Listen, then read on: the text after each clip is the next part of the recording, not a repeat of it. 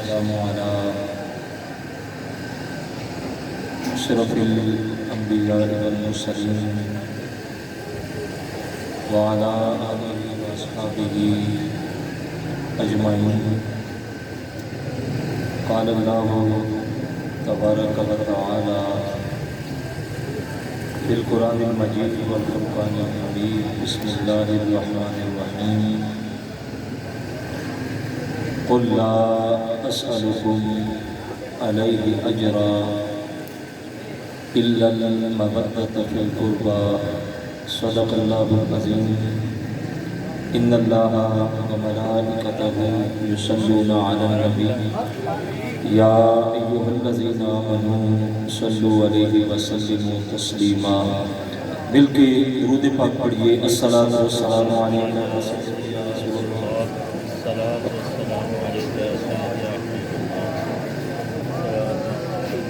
الصلاۃ والسلام. اس کی آواز بالکل سادہ کرتے ہیں. وعلی آلک وَأَصْحَابِكَ يَا سیدی یا حبیب اللہ. تمام حمد و ثنا، تعریف و توصیف اللہ جل مجدہ الکریم کی ذات بابرکات کے لیے، جو خالق کائنات بھی ہے اور مالک شش جہات بھی.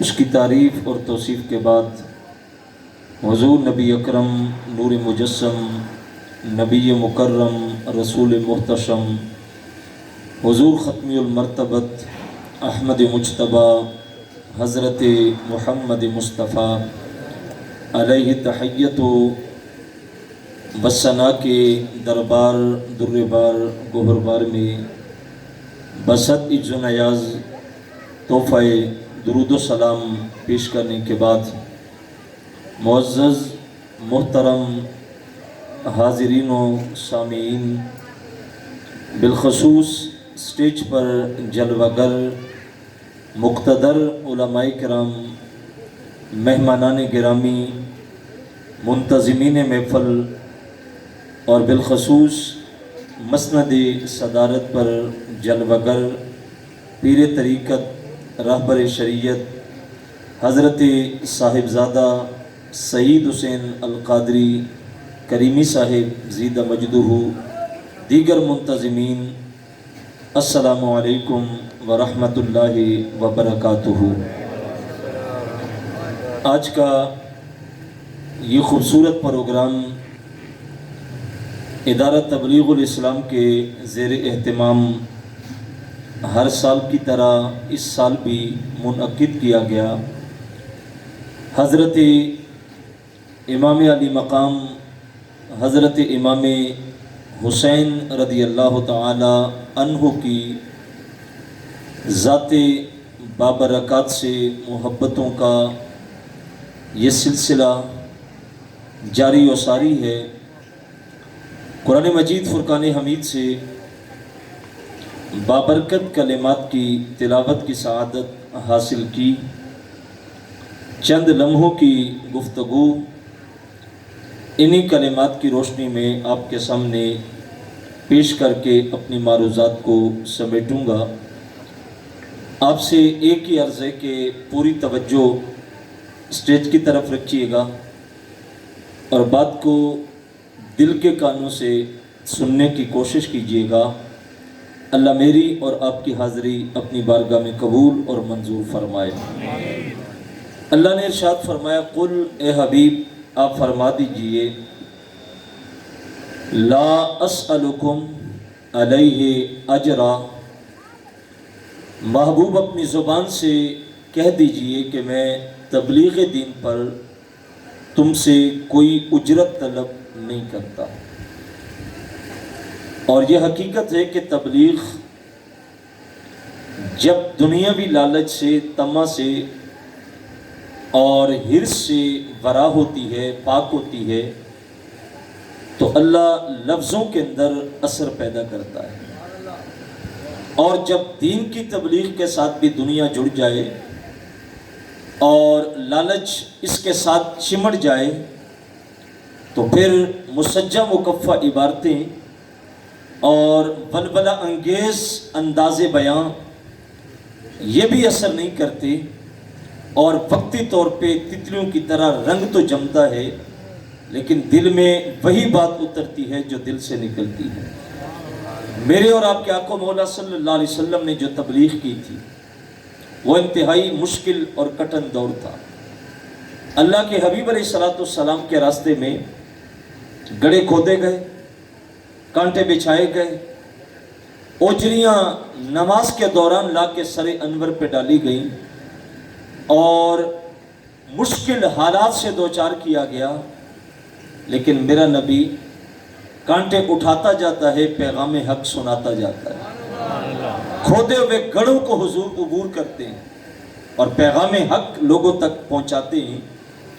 آج ہمارے پاس حقیقت ہے کہ تبلیغ دین کی وہ لگن اور وہ شوق، وہ جذبہ، وہ ولولہ جو اس راستے کا زیور تھا وہ آج ہمارے پاس نہیں ہے۔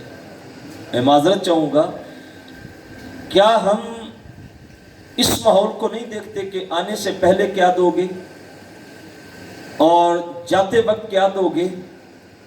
حضرت کھانے میں کیا پسند کرتے ہیں؟ جب یہ سب کچھ اس راستے میں چمٹ جائے تو پھر تبلیغ نہیں رہتی۔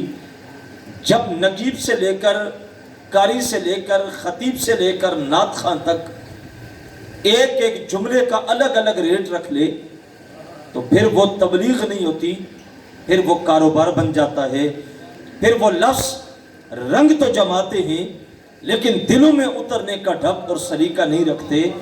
دلوں میں وہی لفظ اترتے ہیں جو دل سے نکلا کرتے ہیں۔ سرور کائنات صلی اللہ علیہ وسلم نے جو مشکل حالات گزارے تھے، ہم اکثر محافل میں دیکھتے ہیں کہ مجمع تھوڑا سا سبحان اللہ کی داد بھی نہ دے تو خطیب برستے، بے ذوق ہونے کا تانا دیا جاتا ہے۔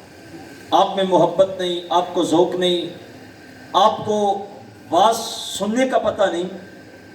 ہم بھری بزموں میں کتنے تانے دیتے ہیں، لاؤڈ سپیکر صحیح نہ ہو تو خطیب اس پہ بھی برستا ہے۔ لیکن آؤ میں تمہیں مکے کی وادی میں لے چلوں۔ جب میرے اور آپ کے آقا مولا صلی اللہ علیہ وسلم پیغام حق دینے کے لیے نکلتے ہیں تو لوگ اپنے کانوں میں انگلیاں ڈال دیتے ہیں۔ اے محمد، آپ کی بات نہیں سننی۔ میرا نبی حوصلے بھی پست نہیں کرتا، میرا نبی واپس بھی نہیں پلٹتا، میرے نبی کے جذبات بھی باندھ نہیں پڑتے، بلکہ حضور کھڑے ہو کے فرماتے ہیں اچھا چلو کبھی تو تھک کے انگلیاں نکالو گے، جب نکالو گے تب پیغام حق سنا کے جاؤں گا۔ مجھے بتاؤ آج کے دور میں تبلیغ مشکل ہے؟ صاحب میں یہاں پہنچا، مجھے عزت سے لایا گیا اور نعروں کی گونج میں استقبال کیا گیا، اور آپ مجھ سے پہلے سے یہاں تشریف فرما تھے۔ آپ کی نگاہیں، آپ کے چہرے مجھے محبت دے رہے ہیں۔ آخری شخص تک کو میں دیکھ رہا ہوں کہ جس کو نظر نہیں آ رہا وہ بھی گردن اونچی کر رہا ہے، اور لاؤڈ سپیکر لگا ہے، آواز آپ کی سماعتوں تک جا رہی ہے۔ مجھے بتاؤ اس ماحول میں تبلیغ کرنا کون سا مشکل ہے؟ یہاں تو ساری رات بھی گزار دیں گے تو مشکل نہیں ہے۔ مشکل تو وہ زمانہ تھا جب میرے نبی کھڑے ہو کے پیغام حق دیتے اور وہاں سے آگے گزرتے تو اسی مقام پہ سکا چچا آ کے کھڑا ہوتا اور انہی لوگوں کو جمع کر کے کہتا جو میرا بھتیجا کہہ گیا ہے وہ سب غلط ہے، اس کی کوئی بات نہیں ماننی۔ مشکل تو صاحب وہ تھا جبکہ اسی وقت مخالفتوں کے طوفان کھڑے تھے، لیکن میرا نبی ان راہوں کو عبور کرتا گیا۔ کیا کوئی بھول سکتا ہے طائف کی وادیوں کو؟ جب میرا نبی 4 سرداروں کے دروازوں پہ دستک دیتا ہے، آواز آتی ہے کون؟ کہا مکے سے محمد چل کے آیا ہوں، پیغام حق دینے آیا ہوں۔ آواز آتی ہے آپ کی بات نہیں سننی، آپ واپس چلے جائیں۔ جب میرا نبی 4 دروازوں سے واپس پلٹتا ہے تو طائف کے مکین جوانوں کو دو رویا کتاروں میں کھڑا کر کے پتھر دیتے ہیں، اور ایک سمت سے پاؤں پہ پتھر پڑتا ہے۔ میرا نبی شدت درد سے پاؤں کھڑا کرتا ہے، پھر دوسری طرف سے پتھر پڑتا ہے تو حضور بیٹھتے ہیں، دائیں بائیں سے 2 جوان آ کے کندھوں سے کھڑا کر کے فرماتے محمد چلو۔ اور جب میرا نبی طائف سے باہر نکل کے آیا تو کیا ہوا؟ हुजूर के नालैन खून से भरे हुए थे। आसमान से जिब्रील आ गए, महबूब दो हर बद्दुआ के दे दो। अभी ताइफ की वादी को उठा के उलट देते हैं, सफ़े हस्ती से नाम मिटा देते हैं। जब जिब्रील का इसरार बढ़ा तो मेरे नबी के लफ्ज़ हरकत में आए। फरिश्ते समझे अभी बद्दुआ के लफ्ज़ निकलेंगे, ताइफ की वादी उलट जाएगी। लेकिन मेरे नबी ने जो लफ्ज़ जुबान से निकाले, कहा मालिक अहले ताइफ पे रहमत नाजिल कर।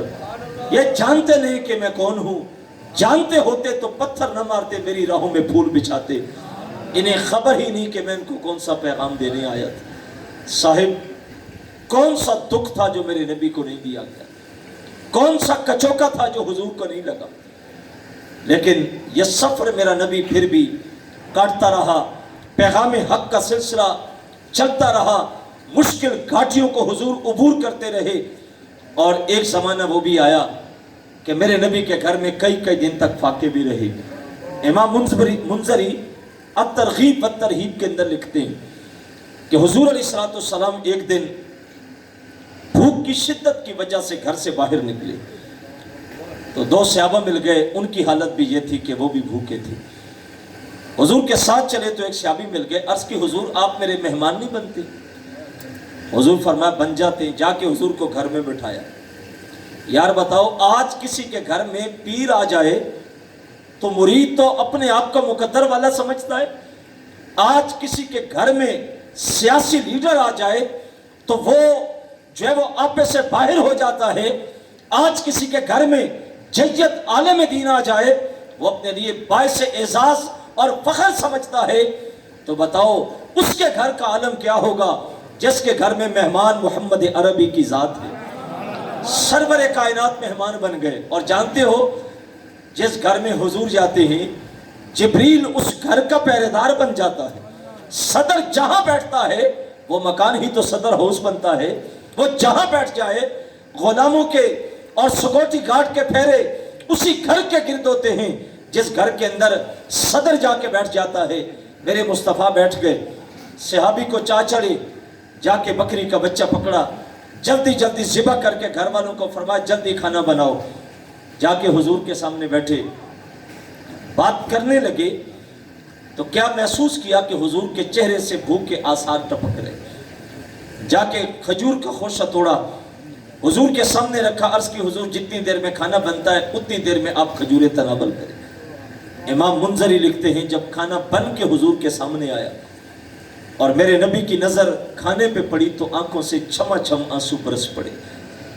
और रोटी पकड़ी, कुछ बोटियां पकड़ी और सहाबी को दे के खादिम को कहा जाओ मेरे घर दे के आओ, मेरी बेटी फातिमा कितने दिनों से भूखी है। ये भी मरहले गुजरे थे कि घर में भूख थी। साहिब, तबलीग का असर ही तब होता है जब इंसान तमे और लालच से बाहर निकल जाए। और याद रखो, अल्लाह ने जिन लोगों से काम लेना होता है, अल्लाह उनकी तबलीग के ऊपर लालच की गर्द भी नहीं पड़ने देता। जिससे उनकी तबलीग गैर मुअस्सर हो, अल्लाह वो रास्ता ही उनको अता नहीं करता। कुरान मजीद के दामन में चलते हैं, फिर वापस पलट के हम बारगाह हुसैनियत की तरफ बढ़ेंगे। अल्लाह कुरान में फरमाता है कि जब मूसा अलैहिस्सलाम की विलादत की घड़ियां आई तो फिरौन ने ख्वाब देखा कि कोई उसके तख्त को जवाल दे रहा है, हुकूमत का खात्मा कर रहा है। बादशाह था, सुबह उठा तो तबीर बताने वालों को बुला के कहा बताओ इस ख्वाब की ताबीर। उन्होंने कहा एक बच्चा पैदा होगा जो आपकी हुकूमत का खात्मा करेगा। जालिम था, तकब्बुर में नख्वत में आके कहने लगा मैं वो बच्चा पैदा ही नहीं होने दूंगा जो मेरे तख्त का खात्मा करे। कुदरत ने मुस्कुरा के कहा तेरे घर में पाल के न दिखाया तो रब मुझे भी न कहे, आएगा भी और पलेगा भी तेरे घर में, यह हमारा वादा है। जब मूसा अलैहिस्सलाम दुनिया में आए तो माँ डर में लग गई, कहीं फिरौन के सिपाही पकड़ के न ले जाए। अल्लाह फरमाता हमने उम्मे मूसा के दिल में इल्का किया कि जब खौफ बढ़ जाए तो मूसा को एक संदूकड़े में बंद करके नील की मौजों के सुपुर्द कर दे और फिर देख हमारी कुदरत का नज़ारा, हम तेरे बच्चे की हिफाजत कैसे करते। जब खौफ बढ़ गया, माँ ने बच्चे को संदूकड़े में बंद किया, बालाई मंजिल पे सुराख किया, اور نیل کی موجوں میں بہا دیا۔ فرعون کی اولاد نہیں تھی، حضرت آسیہ کے اوپر اس کو قدرت ہی نہیں تھی۔ بے اولادی کی زندگی بڑی مشکل ہوتی ہے۔ محل کے باہر کھڑے ہو کے نیل کی موجوں کا نظارہ کر رہا ہے، نظر پڑی کہ ایک تخت بہہ کے آ رہا ہے پانی میں، کبھی ڈوبتا ہے کبھی ابھرتا ہے۔ چمک دیکھی تو خدام کو بلایا اور کہا جلدی کرو یہ تخت لے کے آؤ۔ غوطہ خور آگے بڑھے، 2 لمحوں میں تخت پکڑا اور فرعون کے سامنے رکھ دیا۔ فرعون نے خادم سے کہا اس کا اوپر والا حصہ اتارو۔ جب اوپر والا حصہ اتارا تو کیا دیکھا کہ اس میں ایک بچہ ہے جس کا چہرہ چاند کی طرح چمک رہا ہے۔ یہ تو آپ کو بھی تجربہ ہوگا کہ بچہ چھوٹی عمر میں ہو، رنگ کالا بھی ہو تو معصومیت کا اپنا حسن ہوتا ہے، اور معصومیت بھی ہو پھر سر پہ نبوت کا تاج بھی ہو تو پھر تو شانی براول برا ہوتی ہے۔ جب بچے کو دیکھا تو فرعون بول کے کہنے لگا یہ وہی بچہ نہ ہو جس کو میرے تخت کے خاتمے کے لیے بھیجا گیا ہو، لہٰذا اس کو قتل کر دو۔ میں ان لفظوں پہ آپ کی توجہ چاہوں گا، آپ کو لطف آئے گا اگر آپ پوری توجہ میری طرف رکھیں گے اور ان جملوں کو سمجھنے کی کوشش کریں گے۔ حضرت موسیٰ علیہ السلام کو دیکھ کر صندوقڑے میں فرعون نے کہا اس کو قتل کر دو، یہ وہی بچہ نہ ہو جو میرے تخت کا خاتمہ کرے۔ ساتھ ہی اس کے پہلو میں حضرت آسیہ کھڑی تھی جو اس کی بیوی تھی۔ اس کی نظر موسیٰ کے چہرے پہ پڑی، دل میں محبت پیدا ہو گئی۔ وہ بول کے کہنے لگی کہ قرۃ عین لی ولک لا تقتلوہ، کہنے لگی یہ بچہ میری آنکھوں کی ٹھنڈک ہے، قرۃ عین میری آنکھوں کی ٹھنڈک ہے۔ فرعون کی طرف دیکھ کے کہا والکا تیری آنکھوں کی بھی ٹھنڈک ہے؟ اس کا مقدر نہیں تھا، وہ نہیں بولا۔ حضرت آسیہ بول کے کہنے لگی لا تقتلوہ، اس کو قتل نہیں کرنا، ہماری اولاد نہیں، ہم اس کو بیٹا بنا لیتے۔ کہا یہ تخت کا خاتمہ نہ کرے، کہا خبر نہیں کہاں سے بہہ کے پانی میں آ رہا ہے، کون ہے، عطا پتہ ہی نہیں، لہٰذا ہماری اولاد نہیں، یہ میری آنکھوں کی ٹھنڈک ہے۔ اب جملہ سنیے گا کہ حضرت آسیہ نے موسیٰ علیہ السلام کے لیے ایک جملہ کہا تھا کہ موسیٰ میری آنکھوں کی ٹھنڈک ہے۔ نبی سمجھ کے کہا، اس کو تو یہ بھی نہیں پتا کون ہے، کہاں سے بہ کے آ رہا ہے، عام بچہ سمجھ کے کہا یہ میری آنکھوں کی ٹھنڈک ہے۔ ایک جملہ محبت کا کہا، اللہ نے حضرت آسیہ کو ایمان بھی دیا، جنت بھی دی، اور جنت میں مصطفیٰ کی رفاقت بھی دے دی۔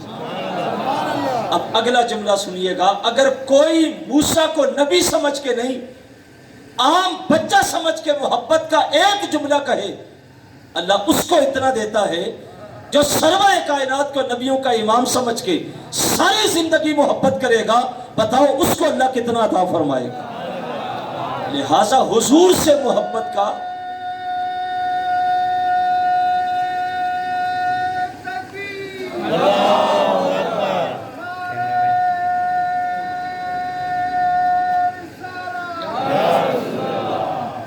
حضور سے محبت کا ایک لمحہ بھی اللہ ضائع نہیں کرتا۔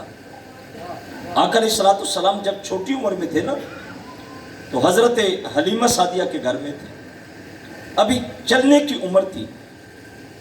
تو کتب سیرت میں آتا ہے کہ بر صغیر کا ایک تاجر تھا جس کا نام تھا رتن ہندی۔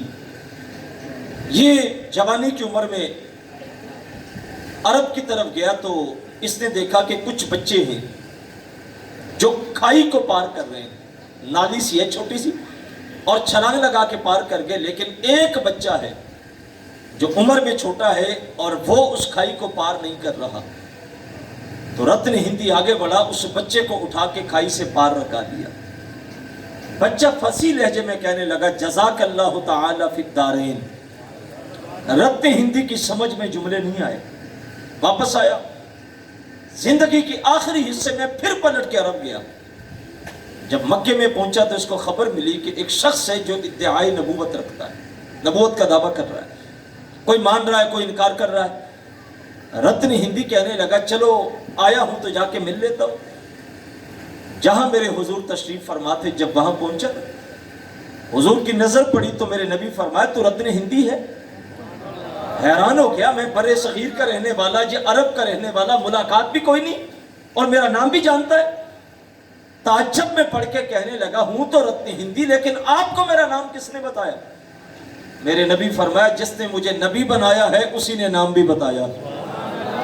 حضور ہاتھ آگے کر کے کہا تجھے یاد ہو کہ نہ ہو، بچپن میں تو نے مجھے ایک دن کھائی سے پار لگایا تھا، میں تیرے انتظار میں ہوں، میرے ہاتھ میں ہاتھ دے، میرا کلمہ پڑھ میں تجھے جہنم سے پار لگا دوں۔ ایک لمحے کی محبت بھی ضائع نہیں جاتی۔ اب جب موسیٰ علیہ السلام کو انہوں نے بیٹا بنایا، کہا اس کو قتل نہیں کرنا، اور موسیٰ سے محبت کا اگر اتنا بدل ہے، کون موسیٰ؟ جس کو قوم دعا کرتی ہے کہ موسیٰ پانی کوئی نہیں، دعا تو کرو پانی ملے۔ موسیٰ اللہ کی بارگاہ میں عرض کرتا مالک قوم پانی مانگتی ہے، قرآن میں واقعہ موجود ہے، اللہ نے کہا موسیٰ تیرے ہاتھ میں ڈنڈا ہے؟ مالک ڈنڈا تو ہے، کہا اس عصا کو پکڑ پتھر ڈھونڈ، پتھر پہ عصا کو مار، 12 چشمے نکلیں گے، کیونکہ 12 قبیلے تو ایک ایک قبیلہ ایک ایک چشمے کو لے لے گا۔ موسیٰ علیہ السلام اٹھے، عصا پکڑا، پتھر ڈھونڈا، پتھر پہ مارا، 12 چشمے پھوٹے۔ اب یہی ایک زمانہ آیا جب میرے حضور بھی غلاموں کے ساتھ سفر میں، پانی ختم ہوا، مشکیزے میں تھوڑا سا پانی، صحابہ عرض کرتے ہیں یا رسول اللہ صلی اللہ علیہ وسلم پانی ختم ہو گیا، ابھی وضو بھی کرنا ہے، نمازیں بھی پڑھنی ہے، آٹا بھی گوندنا ہے، جانوروں نے پینا ہے، ہم نے بھی پینا ہے، اور پانی تو ختم ہو گیا۔ توجہ ذرا چاہیے گا، میرا نبی آسمان کی طرف دیکھتا ہے، مالک قوم پانی مانگ رہی ہے، رب نے کہا محبوب اپنی انگلیاں مشکیزے میں یہاں بیٹھے بیٹھے ڈال دے، انگلیاں ڈالنا تیرا کام ہے اور حوض کوثر سے تعلق جوڑنا ہمارا کام ہے۔ ہم نے پوچھا مالک موسیٰ نے کہا تھا کہ پانی چاہیے تو تو نے کہا عصا پکڑ پتھر ڈھونڈ پتھر پہ مار، آج محبوب نے کہا پانی چاہیے تو تو نے کہا اپنی انگلیاں بیٹھے بیٹھے مشکیزے میں رکھ، یہاں حکم کیوں نہیں دیا عصا پکڑ پتھر ڈھونڈ؟ آواز آیا وہ اور تھے یہ اور ہیں، ان کو تو نہیں نہ کہنا کہ تو عصا پکڑ پتھر ڈھونڈ۔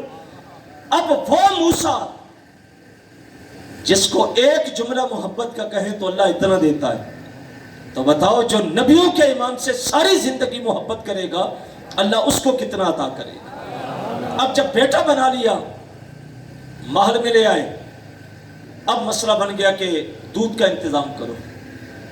اللہ کہتا ہم نے موسیٰ کے اوپر حرام کر دیا کہ اپنی ماں کے سوا کسی کا دودھ پیے، حرام کر دیا۔ کیوں؟ کیا ماں کے سوا کسی کا دودھ پینا شرم جائز نہیں ہے؟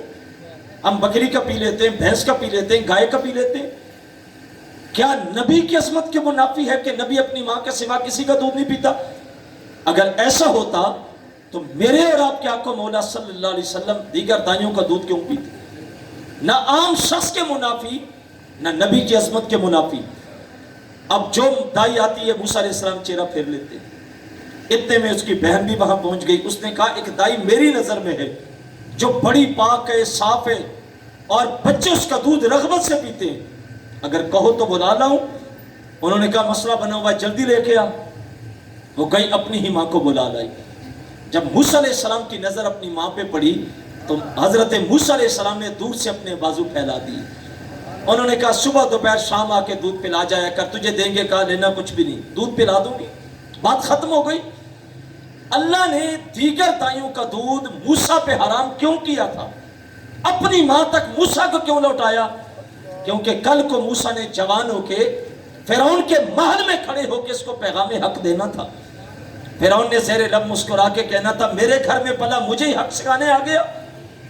جب فرعون نے یہ بات کہی تو اللہ کا نبی سینہ تان کے کہتا فرعون پلا تیرے گھر میں ہوں لیکن دودھ اپنی ہی ماں کا پیا۔ جن کی تبلیغ کو اللہ مؤثر کرتا ہے ان کی ذات پہ اللہ طمع، لالچ اور ان چیزوں کی گرد بھی نہیں پڑنے دیتا کہ کہیں ان کی تبلیغ آگے جا کے غیر مؤثر نہ ہو جائے۔ میرے نبی فرمایا لا اسألکم علیہ اجرا، میں نے پتھر کھا کے تمہیں دین دیا لیکن تم سے اجرت کا سوال نہیں ہے۔ ساتھ فرمایا الا المودۃ فی القربى، ہاں اتنا کہتا ہوں کہ میرے قرابت داروں سے محبت کر۔ اب وہ جو قرابت والے ہیں ان میں آج جس کا ذکر ہم کرنے کے لیے بیٹھے وہ میرے نبی کا لاڈلا نواسا حضرت امام علی مقام حضرت امام حسین رضی اللہ تعالی عنہ کی ذات ہے۔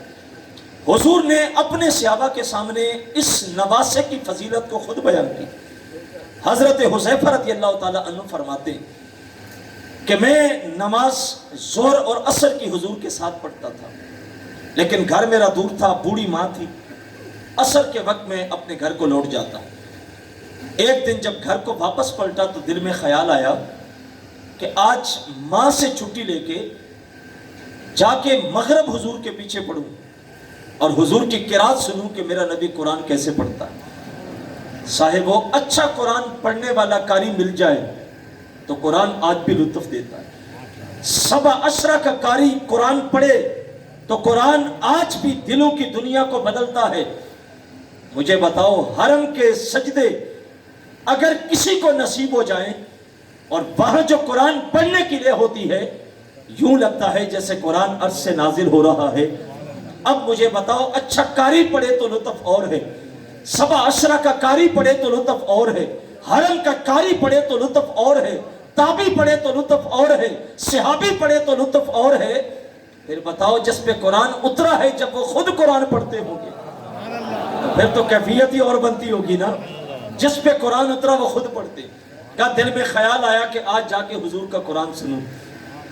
ماں بھی سامنے تھی تو ماں سے کہا کہ اماں اگر آج چھٹی دے دو تو میں نماز مغرب حضور کے ساتھ پڑھوں گا اور آپ کے لیے حضور سے مغفرت کی دعا کرواؤں گا، اپنے لیے بھی آپ کے لیے بھی۔ اور صحابہ کی خواہش تھی کہ حضور ہمارے لیے دعا کریں۔ ماں نے کہا بیٹا چلے جاؤ، نماز بھی پڑھا نہ دعا بھی کروا لینا۔ فرماتے میں نے مغرب کی نماز حضور کے پیچھے پڑھی، نماز ختم ہوئی تو حضور معاملات میں مشغول ہو گئے۔ میں انتظار میں بیٹھا کہ حضور فارغ ہوتے ہیں تو میں دعا کروا کے واپس چلا جاتا ہوں، لیکن بیٹھے بیٹھے عشاء کا وقت ہو گیا۔ نماز عشاء بھی پڑھ لی۔ نماز عشاء پڑھی تو حضور فوراً مصلی سے اٹھے اور حجرے کی طرف بڑھنے لگے۔ اب جو گئے ہیں وہ جانتے ہیں کہ مصلی رسول سے حجرہ عائشہ کا فاصلہ کتنا ہے۔ حضور آگے بڑھنے لگے۔ حضرت حذیفہ کہتے میں نے خیال کیا کہ ایک نماز کی چھٹی لی تھی، 2 پڑھ لی، اگر دعا نہ کروا سکا، حضور اندر چلے گئے تو ادب مانے ہے بلا بھی نہیں سکتا، واپس جاؤں گا تو ماں پوچھے گی دعا کروائی تھی۔ فرماتے میں اٹھا، جلدی جلدی حضور کے پیچھے بڑھنے لگا۔ میرے قدموں کی آہٹ پھڑ گئی تو میرے نبی نے پلٹ کے نہیں دیکھا، آگے چلتے چلتے فرمایا کون ہے میرے پیچھے، اور پھر خود کہا حذیفہ ہے۔ میں نے عرض کی حضور ہاں میں حذیفہ ہوں۔ اگلی بات سنیے گا، حضرت حذیفہ کس لیے جا رہے کہ میں جا کے کہوں کہ حضور میرے لیے میری ماں کے لیے مغفرت کی دعا کر دے۔ فرماتے حضور نے چہرہ میری طرف پھیرا اور پھر کے مجھے فرمایا غفر اللہ لک ولی امک ما حاجتک۔ حذیفہ اللہ تجھے بھی بخشے تیری ماں کو بھی بخشے، کیا کام ہے؟ جو کہنا تھا وہ تو حضور نے بن مانگے عطا کر دیا۔ علامہ اقبال پڑھ کے تڑپ کے کہتے ہیں کہ یا رسول اللہ صلی اللہ علیہ وسلم چشم تو بے نندائے ما فی الصدور۔ اقبال کہتا محبوب تیری نظر تو دلوں کے چھپے راز بھی جان لیتی ہے، بات ابھی دل میں ہے اور آپ پہلے جان گئے۔ حضور نے کہا اللہ تجھے بھی بخشے تیری ماں کو بھی بخشے، کام کیا ہے؟ حضرت حذیفہ کہتے ہیں میں کہتا تو کیا کہتا، جو چاہیے تھا وہ تو بن مانگے مل گیا۔ یہ وہ در ہے جو بند لبوں کی بولیاں بھی سمجھتا ہے، نئی لب کھلتے نئی زبان حرکت کرتی نئی بولی آتی۔ آپ لب بند کر لیں، جو دل کی دھڑکنوں میں خیالات پیدا ہوتے ہیں، یہ گنبد کا وہ نبی ہے جو دلوں کی دھڑکنوں کو بھی سمجھ لیتا، سنتا بھی ہے سمجھتا بھی ہے۔ آپ کبھی گئے ہیں جب حضور کے بالکل جالیوں کے سامنے بندہ جاتا ہے تو کیفیت کیا ہوتی ہے؟ انسان سوچتا ہے کاش زندگی کی سانسیں یہاں رک جائیں۔ وہاں بولی الگ الگ ہوتی ہے نا، کوئی آنکھیں بند کر کے کھڑا ہوتا ہے، کوئی آنسو بہا رہا ہوتا ہے، کسی کے ہاتھ اٹھے ہوتے ہیں، ہر شخص کی کیفیت اپنی اپنی ہوتی ہے۔ اور وہاں جو متبع شرطے کھڑے ہوتے ہیں وہ چونکہ کھڑا نہیں ہونے دیتے، وہ آگے کو دھکیل رہے ہوتے ہیں، لیکن جو وہاں چلا جائے وہ کوشش کرتا ہے کاش کہ یہیں پہ زندگی کا خاتمہ ہو جائے۔